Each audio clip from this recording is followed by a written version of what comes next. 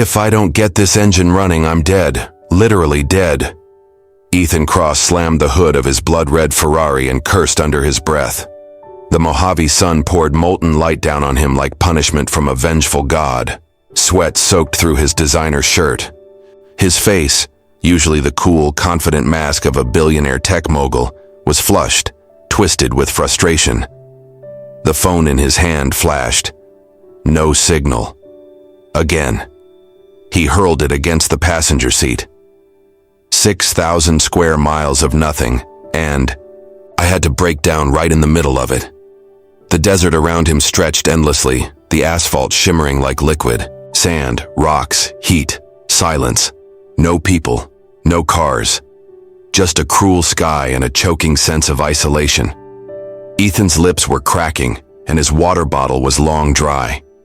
His car, a Ferrari SF90 Straight L, one of only a few hundred in the world, sat, useless, smoke rising lazily from the hood. He was losing it. That's when he saw her.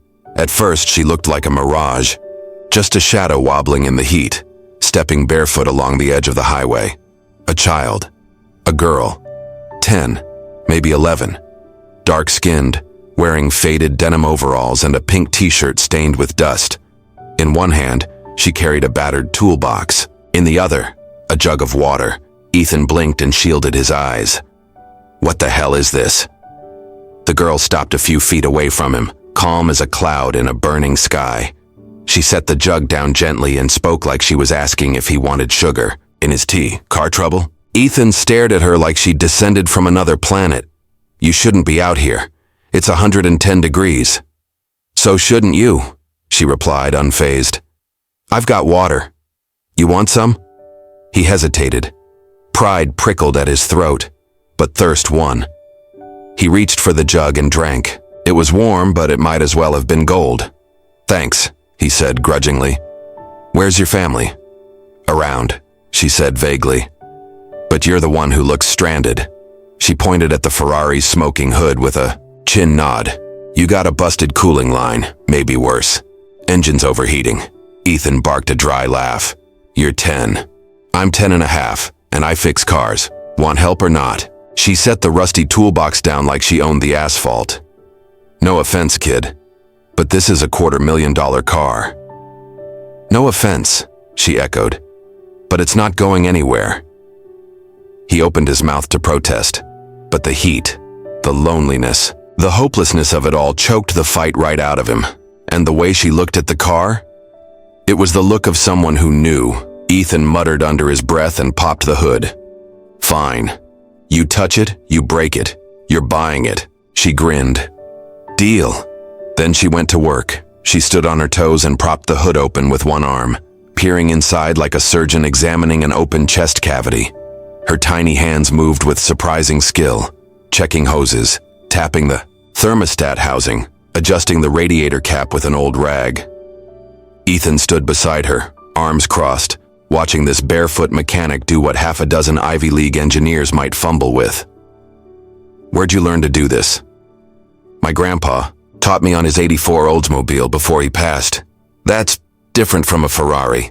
All engines breathe the same, she said. Just gotta listen. She reached into her box, pulled out a bent wrench and tightened a clamp. Then, without looking, she spoke. You're not from around here, Ethan smirked. No. Silicon. Valley, Palo Alto. You heard of it? I've heard of the Valley, never met the Silicon. She glanced sideways at him. You look tired, like soul tired. That hit him harder than expected. I've had a bad week. Divorce? She guessed. Worse. Boardroom betrayal. Millions lost. Company split. People I trusted. Gone. You're rich though, right? Yeah. Still rich. Just less human. She nodded slowly. That's worse than being poor. Ethan didn't answer. He just stared at her, trying to figure out who the hell she was. Then he saw it. As she reached to wipe oil from the cap, her sleeve slipped back, revealing a bracelet on her wrist. A thin, hand-crafted golden bracelet, etched with a delicate vine pattern, and a tiny sapphire in the center. Ethan's stomach dropped. No, it couldn't be. He reached forward impulsively. Where did you get that? She pulled her arm back instinctively, eyes narrowing. It's mine. I know that. I mean, I've seen it before. That bracelet. Where did you get it? It was my mom's, before she died. Your mom's name, was it Julia? No, her name was Kara. But I never knew my dad. Ethan stepped back, heart pounding. That bracelet. It was one of a kind. He designed it himself, had it, made for his sister Julia as a birthday gift 10 years ago. After she died in a car crash, the bracelet vanished. No one knew what happened to it. So how did this little girl, this stranger, have it? She looked at him, something unreadable in her eyes. You okay, mister? Ethan nodded slowly, but his mind was unraveling. Yeah, I'm just... He stopped. For the first time in years, his voice cracked, his throat tightened, and he realized something even scarier than being stranded in the desert. He wasn't breaking down from the heat. He was breaking down from something inside. And this girl, this kid named Maya, was the only one in 1,000 miles who could see it. The heat didn't let up. If anything, it bore down harder, like the desert wanted Ethan to confess something. Maya stood over the open engine, sweat dripping from her forehead, hands covered in black grease. Ethan sat on the hot curb, watching her like a man staring, through the veil of a mirage that refused to disappear. But that bracelet was real and impossibly familiar. He cleared his throat. That bracelet? You're sure it was your mom's? Maya didn't stop working. Her hands kept moving, checking fluid lines, tightening bolts. She didn't even look at him when she answered. She gave it to me before she died, said it was the only pretty thing she ever owned, told me to keep it close. Her voice wasn't sad. It was steady, like she'd already done all the crying there was to do, and now all that was left was steel and memory. How long ago was that? Ethan asked. 2 years, cancer. Fast kind. He felt a pang in his chest. The way she said it, matter of fact, unflinching. It wasn't how kids talked. Maya carried herself like someone who'd been born in a fire and just kept walking through it. Ethan leaned forward, eyes narrowing at the bracelet. My sister had one just like it. Identical, actually. I had it custom made. For her. 10 years ago. She died in a crash. Some drunk driver ran a red light. Maya paused, finally looking up. Her big brown eyes locked with his. Something softened. I'm sorry. Yeah. Me too. He muttered. It disappeared after the accident. We searched for it. Hell, it was in the news for a minute. Some idiot even started a rumor that I made up the bracelet to get sympathy from investors. People believe weird stuff when they're scared. Ethan blinked. When they're scared. Who talks like that at 10? Where did your mom get it? He asked, voice low. Maya shrugged. She didn't say. I was 8. All I know is, one day we went to this thrift store off Highway 138. Real junkie place. My grandma was looking for pots. My mom came out holding this bracelet like it was treasure. That hit Ethan like a slap. Highway 138 ran close to the crash site, close enough for someone to pick it up and sell it for a few bucks, not knowing or not caring what it really was. So it sat in a thrift shop. For years? Looks like it. She glanced down. Guess some things find their way home. That line sat heavy in the air. Ethan didn't respond. He couldn't. Instead, he stood up and moved closer to the car, watching her work. Maya had opened the radiator cap with a rag and was checking coolant levels like she'd done it 1,000 times. Her movements were precise, focused, like she'd trained for this moment. You really know engines, he said. Told you. No, I mean, really. Most adults I know can't even check oil. Maya smirked, wiping her hands on her overalls. I like fixing things. Makes sense to me. Gears, hoses, spark plugs, they don't lie. You take care of them, they work. Simple. And people? Ethan asked, raising an eyebrow. She paused, serious now. People are harder. You can fix a car. You can't always fix people. That one cut deeper than he expected. He folded his arms. So, you want to be a mechanic? A master mechanic. Open my own garage one day. Specialize in old muscle cars and weird foreign stuff like this thing. She tapped the Ferrari with a half smile. Not many girls doing that where I'm from, especially not girls like me. Girls like you? Poor. Black. Living 2 paychecks from sleeping in a van. She said it so plainly it didn't sound like a complaint. Just fact. My grandma says dreaming's free, but making it real costs everything. Your grandma sounds smart. She's mean as hell. Maya laughed. But yeah, smart too. Ethan chuckled, then grew quiet. He looked at his car, then at the bracelet again. You remind me of my sister, he said softly. Maya looked up. What was she like? He swallowed. Bright, loud, brave. She always said I needed to live more, feel more. I never listened. I was too busy building empires, buying islands, chasing IPOs. She sounds like someone I'd like. You would've. Everyone did. She had a gift for making people feel seen.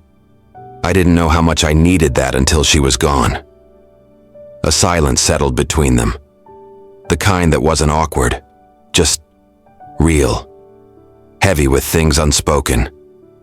Maya broke it first. You blame yourself, don't you? Ethan looked at her sharply. What? For her death, I can see it in your face, like you've been carrying something way too long. He didn't answer right away. Instead, he sat back down on the curb, elbows on his knees. The wind kicked up a swirl of dust nearby.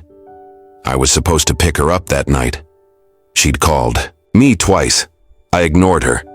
I was at some stupid dinner trying to close a merger. Thought it could wait. She called again.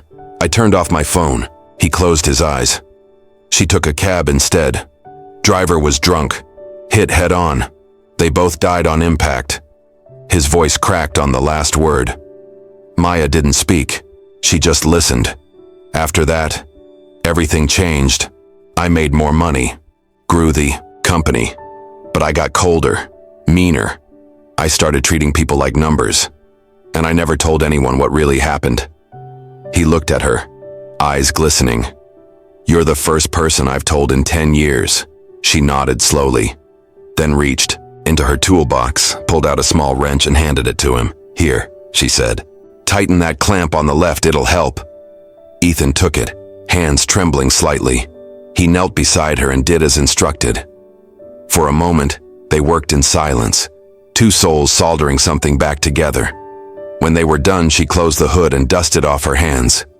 Try it. Ethan got in, turned the key. The engine sputtered, then purred. He stared at the wheel in disbelief. You actually told you I fix cars. She grinned. Ethan stepped out, looking at her with new eyes.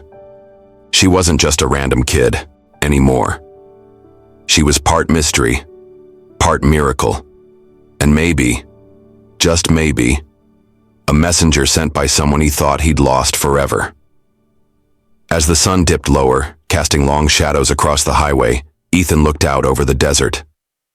Everything still looked the same, but inside, something had shifted, and he wasn't sure if he was driving away from the past or toward it.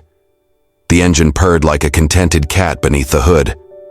Ethan leaned against the car, staring at the horizon. The Mojave stretched out endlessly, blistering and brutal, but for the first time in a long while, he didn't feel completely lost. Maya stood by the passenger door, sipping from her water jug. She still had grease smudges on her cheek. Her curls wild from the desert wind, but she carried herself like a seasoned mechanic after a job well done. You hungry? Ethan asked. I think I've got something in the glove box. If it's granola bars, I'm listening. He chuckled, opened the car door, and leaned inside. The glove box was cluttered. Receipts, a dead flashlight, a pack of gum that had, fossilized. He reached in, rummaging around for anything edible, when his hand brushed something papery and dry. He pulled it out. An envelope, yellowed, a little curled at the edges, sealed but worn like it had traveled miles through time. Ethan's name was written on it, in a looping, unmistakable hand. No. His breath caught. What is it? Maya asked. He stared at the envelope as if it might vanish. It's from her. My sister. He didn't move. Couldn't. The paper trembled in his hands. The heat of the day faded around him, the desert buzzing out to a low hum. It was like the air had stopped moving. Maya stepped closer. "You okay?" He swallowed hard. His voice came out like gravel. She must have written this before the accident, maybe even that day. "I had this car detailed after the crash. No one ever found it." He ran his fingers over the name again. Ethan. Her voice. Her handwriting. Right here in my hands. He sat down in the passenger seat, legs trembling. "I don't know if I can read it." "Want me to?" Maya offered gently. Ethan shook his head. "No, I have to." He tore the envelope open slowly, carefully, like it might shatter.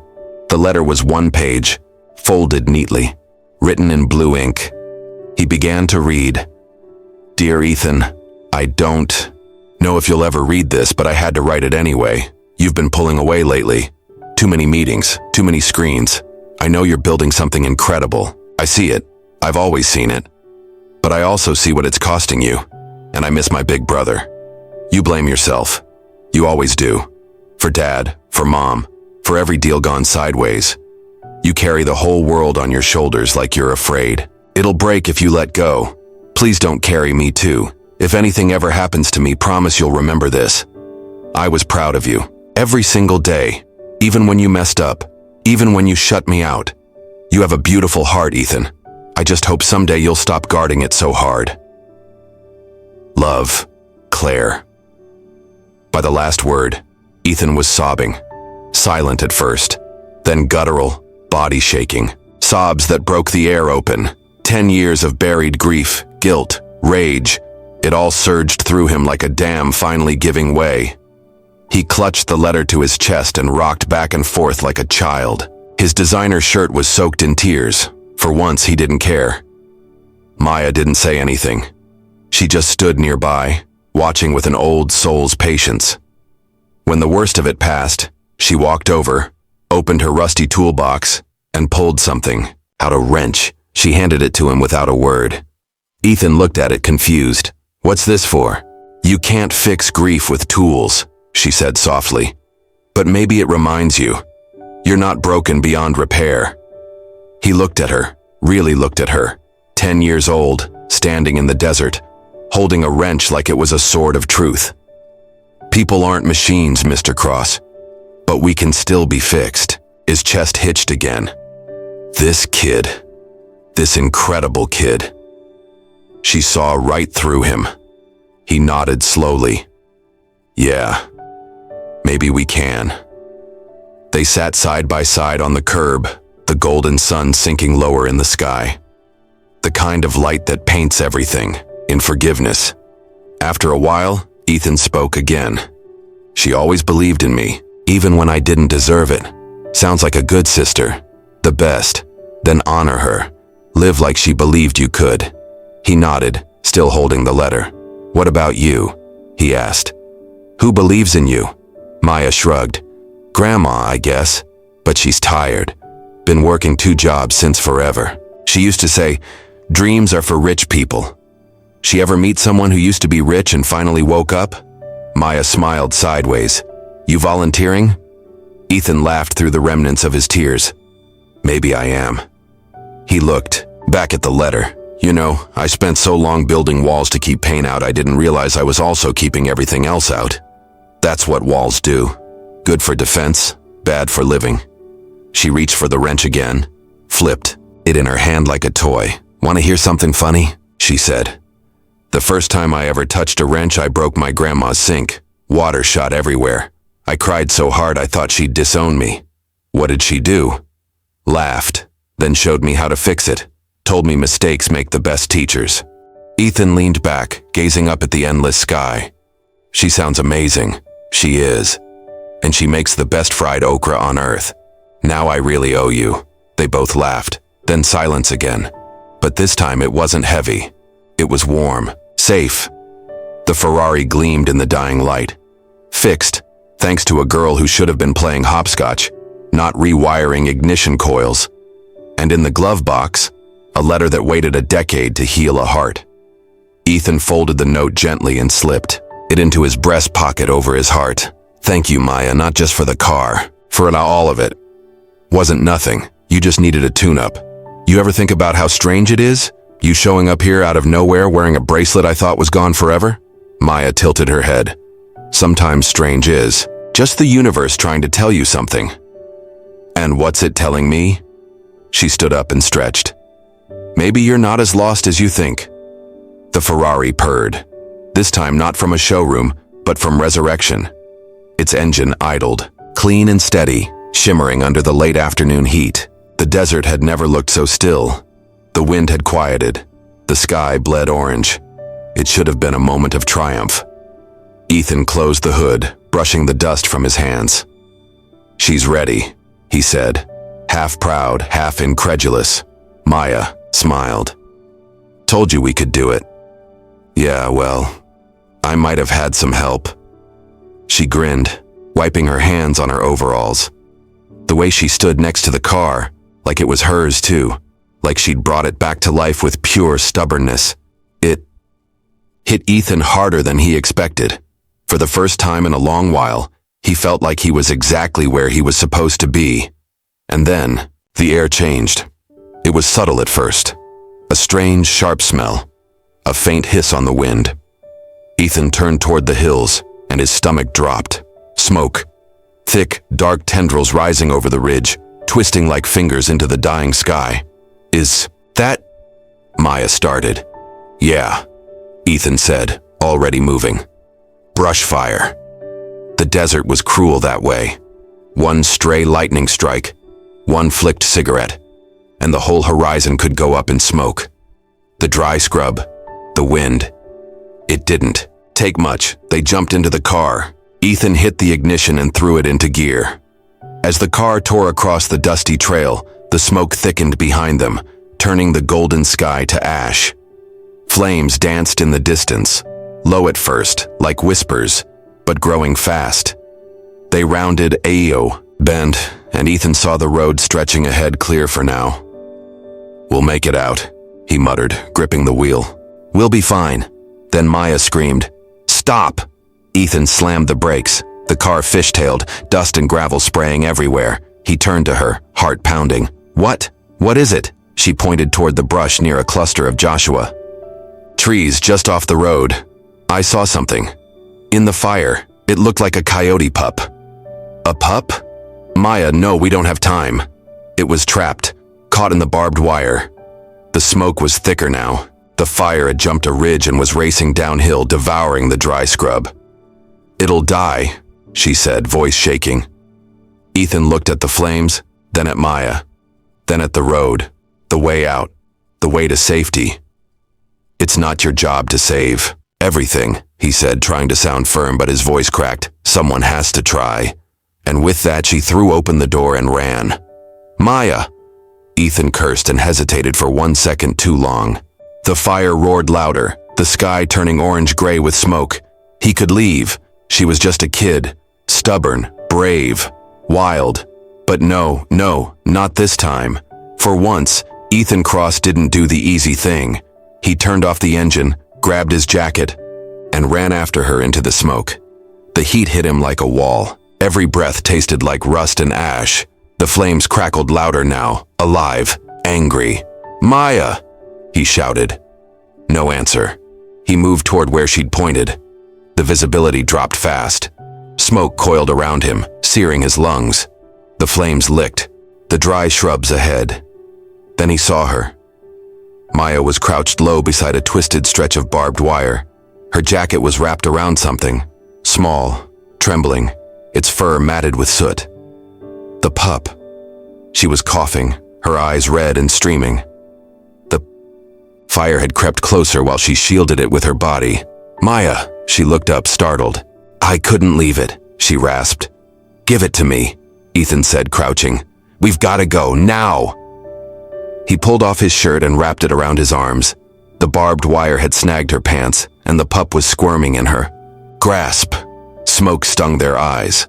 Sparks flew around them like fireflies. Ethan reached in, yanked the wire back with bare hands. The metal tore at his skin. Burns, cuts, blood. But he didn't care. "I got you," he said, lifting Maya into his arms with the pup between them. They ran. Branches fell behind them. A dry oak cracked and collapsed in flames just feet away. The heat was unbearable now, their shadows flickering in the blaze. Ethan's legs screamed in protest. His lungs begged for air, but he didn't stop. Not until they burst out of the smoke line, stumbling onto the roadside. He collapsed to his knees, still holding Maya, who clutched the coughing pup to her chest. They lay there for a long time, gasping, shaking, alive. Later, after the fire trucks had come and gone, after the first responders bandaged his burns and gave them water, Ethan sat on the back of the Ferrari.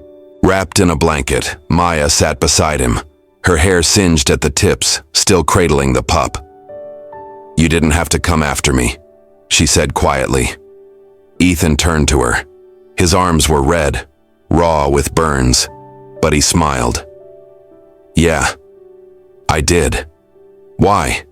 He looked at her, really looked at her. This kid who showed up like a desert ghost and rewired more than just his car. Because for the first time in a long while, someone mattered more than myself. She didn't say anything, just rested her head lightly against his shoulder. "He's gonna be okay," she whispered, petting the pup. Ethan nodded, staring into the dark hills, now quiet again. The fire had stopped just short of the highway. "So are you." He took a deep breath, pain flaring in his ribs, but also something else. Relief. Redemption. She looked up at him. "You should keep the letter. Always." "I will." He reached into his pocket and unfolded Claire's words again. They felt different now. Not like a wound, but a guidepost. "You carry the world on your shoulders." He did. But maybe he didn't have to anymore. "Hey, Maya." "Yeah?" "You ever think about what you'd do with a real garage, one that's yours?" Her eyes lit up, cautious but hopeful. "Every day." He smiled. "Then maybe we should build one." The Ferrari didn't roar down the highway this time. It moved slowly, almost reverently, as if it too understood that some roads deserved more than speed. They deserved respect. Ethan Cross sat behind the wheel, hands steady, heart not so much. The desert was behind him now. The fire, the smoke, the broken man who had walked into that storm and carried someone else out. He was back there too. What remained now was a man trying to follow something even harder than a map. A memory, a feeling, a thread of gold that refused to snap. He parked in front of a small, crumbling thrift store on the edge of town, tucked between a boarded-up laundromat and an old bakery that had long since stopped selling bread. The windows were fogged with age, and a hand-painted sign above the door read, "Second Chances." Fitting. He stepped inside. A tiny bell chimed overhead, the kind that belonged in a different decade. The air smelled like cinnamon, old books, and something else. Something nostalgic like Sunday afternoons in a room full of forgotten things. A woman in her 60s sat behind the counter, knitting with a grace that time couldn't erase. "Can I help you, sir?" she asked, setting her needles down. Ethan removed the golden bracelet from his pocket and laid it gently on the glass display case. "I think this came from here." She picked it up, squinting through her glasses. Then her eyes widened. Just slightly. "Oh my," she whispered. "I haven't seen this in years." Ethan leaned in. "Do you remember who brought it in?" The woman nodded slowly, her face folding into a mix of curiosity and remembrance. "It was dropped off anonymously. No name, no story. But I do remember the date. It was almost 9 years ago. Late September." Ethan's stomach sank. "My sister died that month." The woman's voice softened. "A lot of people bring in things they can't hold on to anymore. Pain, grief. It finds its way into objects and then into strangers' hands." "Do you remember who bought it?" She nodded again. A kind woman, grandmother type, said she was looking for something special for her granddaughter. Said it just Felt right. Ethan closed his eyes. Maya. The bracelet, his sister's bracelet, had made its way back to him not by logic, not by coincidence, but by something greater. Something that didn't care for maps or GPS signals. Something like grace. A month later, a garage in East Los Angeles stood reborn. Once chipped and broken, the building now gleamed with new paint, reinforced doors, a full hydraulic lift, and a sparkling red sign over the entrance. Maya's Garage, Estier 2025. The sign wasn't big, but Maya stood under it like she was 10 feet tall. Her dark hair was tied back in a red bandana. She wore oil-stained jeans, a faded Dodgers t-shirt, and a grin that refused to quit. The little coyote pup, now named Sparky, barked beside her from a sunny patch near the workbench. Ethan handed her the keys. "It's all yours." "This place was my mom's," she said quietly. "Before she got sick, she used to fix up junkers just to hear them run." Ethan nodded. "Then it's home again." He'd bought the property anonymously and funded the renovation under a quiet LLC. No press release, no ribbon cutting. Just a man returning what was always meant to belong to someone else. But he didn't stop there. Maya found out days later that Ethan had also created the Maya Ortega Future Mechanics Scholarship Fund, a grant program for girls from under-resourced neighborhoods who wanted to get into engineering or auto trades. That wasn't necessary, she told him, choking back tears. "No," he said gently, but it was right. They saw each other often after that. Ethan didn't fly in on helicopters or wear his custom suits anymore. He'd show up in jeans, bring bagels or burritos, and spend hours learning from Maya, watching her rebuild carburetors or install timing chains like she was composing music. He didn't come as a billionaire. He came as family. Some nights they'd sit on the hood of the old Ferrari, her Ferrari now, watching the sun dip behind the skyline. One evening, as the light bled gold across the concrete, Maya reached into her back pocket and held something out to him. "You dropped this." It was the bracelet. The gold glinted in the dusk.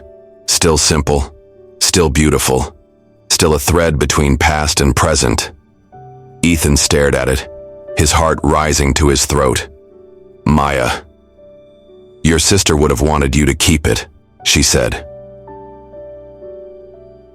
He looked down, then back at her. His voice cracked. "No. She wanted me to earn it back." Tears welled in his eyes, but they didn't fall.